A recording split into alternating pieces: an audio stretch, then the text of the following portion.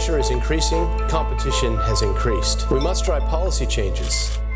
As the boss of Australia's second biggest bank, Brian Hartzer stood at the pinnacle, bringing in billions of dollars in profit, leading Westpac's 30,000 staff.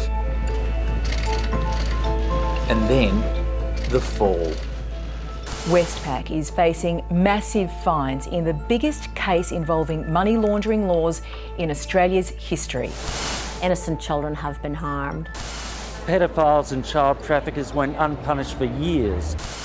23 million breaches of laws against money laundering and financing terrorism. No one would have wanted this to happen. That's to the company and certainly my eternal regret.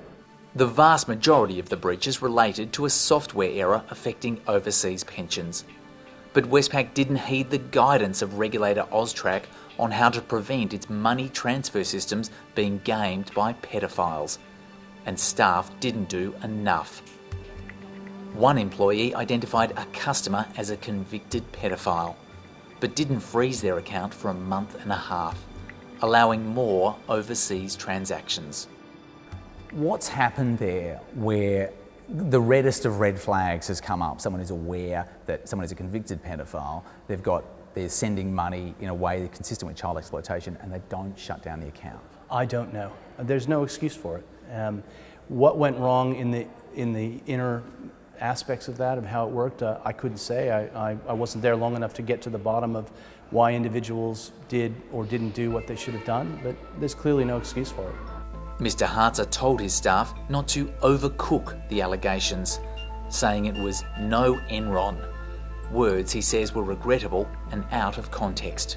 I was trying to get people to refocus on looking after customers and not becoming obsessed with resolving the issue internally because they had a job to do. Of course it was incredibly serious, of course it was incredibly devastating, but I needed them as the leaders of the company to be positive and focus on helping customers and focusing on their people doing their jobs well. Mr. Hartzer tried to hold on to his job, but the pressure was too great. My situation was a specific one, which was that being a major bank and being in the political and media environment that we were in, there was this enormous pressure for individual accountability, and so my position was untenable. And there is an element of personalizing things in large companies that I would have that view, I suppose, but I'm not entirely sure it's the healthiest obsession with this idea of scapegoating. Now a board member of the Australia Museum, he's sharing his decades of experience on how to boost staff engagement, something pertinent in a COVID age when more people are working from home. There's some companies who've seen their engagement actually improve because people aren't spending as many hours sitting in big meetings. They're able to focus, get more work done and the like. They enjoy the flexibility of being able to work at home and choose their hours. I do think, though, that it has a permanent impact on companies' ability to build teams, for people to build relationships with each other. I think it's very hard to build a relationship with people over Zoom. It's through that kind of interaction banking might be able to fix some of its problems.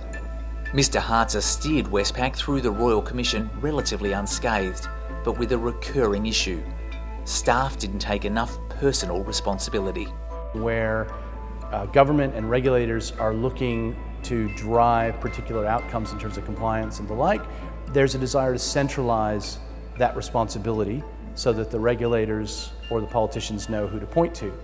However, the outcome of that is in some ways, sometimes, to pull away the responsibility from the people dispersed through the organization who actually have to do the work, and they start thinking somebody else is doing it. He's written a book which largely ignores the scandals, instead focusing on teaching people how to get the most out of themselves and their colleagues. I got way more satisfaction in my career out of helping other people be successful. I found that really rewarding, and as a consequence I started to pay attention to what worked and what didn't. I don't have an MBA. I had to learn by doing and pay attention to it, pay attention to people, care about people, be disciplined in the way you organize yourself and the time that you spend helping your people be successful. And if you're genuine about your intent and you work really hard, then people will see that and you'll be rewarded with good performance and a great team of people who enjoy what they're doing and want to help you succeed.